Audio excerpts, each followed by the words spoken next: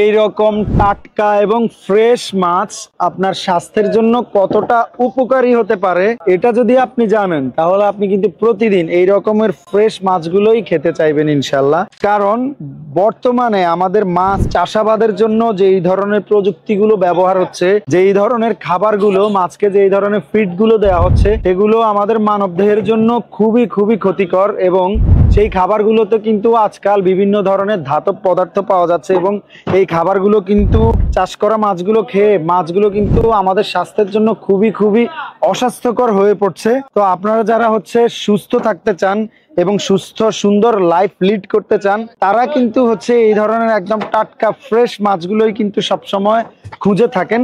তো আমরা আসলি কিন্তু আপনাদের জন্য একদম দেশি মাছের কালেকশন নিয়ে চলে আসছি। আমাদের আসলিতে কিন্তু একদম দেশি মাছগুলো পাবেন, কোনো রকমের চাষাবাদের কোনো মাছ পাবেন না। কারণ আমরা একদম রুট লেভেল থেকে, প্রত্যন্ত এলাকা থেকে কিন্তু হচ্ছে আপনাদের জন্য এই ধরনের মাছগুলো কালেক্ট করছি।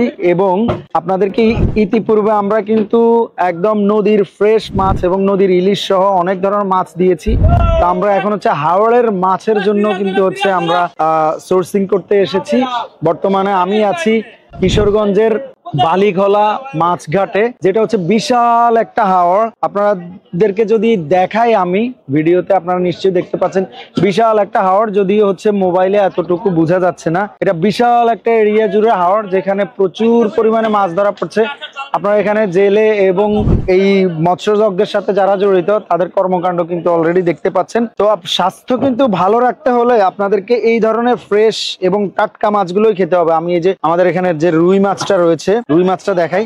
এই রুই মাছটা আপনারা এই যে নদীতে অথবা হাওড়ে একদম প্রাকৃতিক ভাবে বেড়ে ওঠা যে মাছগুলো রয়েছে, এগুলো কিন্তু প্রায় এইরকম লালচে লালচে আঁশের মতো, আঁশের উপরে লালচে লালচে একটা আভা থাকবে। কিন্তু চাষের মাছে আপনারা এই জিনিসটা কখনোই পাবেন না, ঠিক আছে? চাষের মাছ দেখতে অনেকটাই কালো হয়ে থাকে, হ্যাঁ। এবং চাষের মাছটা কিন্তু এইরকম আপনাদের কাছে এইরকম মনে হবে না। এই যে কালারটা দেখেন, আপনারা কালার দেখলেই বুঝতে পারবেন কোনটা চাষের এবং কোনটা এইরকম হাওড়ের অথবা নদী এলাকা থেকে মাছটা আহরণ করা হয়েছে বা মাছটা ধরা হয়েছে। তো এই মাছের মধ্যে আপনারা তাকালেই মাছ বুঝতে পারবেন। বর্তমানে কিন্তু চিতল মাছও কিন্তু চাষাবাদ হচ্ছে, কিন্তু চিতলের কালার আর চাষের চিতলের কালারের মধ্যেও কিন্তু অনেক পার্থক্য রয়েছে ইনশাল্লাহ। আমাদের আসলিতে কিন্তু আপনারা সবসময় এইরকম দেশি মাছগুলোই পাবেন। এই মাছটা কিন্তু এখনো জীবিত, কিছুক্ষণ আগেই আসছে। এখানে প্রায় প্রতিটা মাছই জীবিত।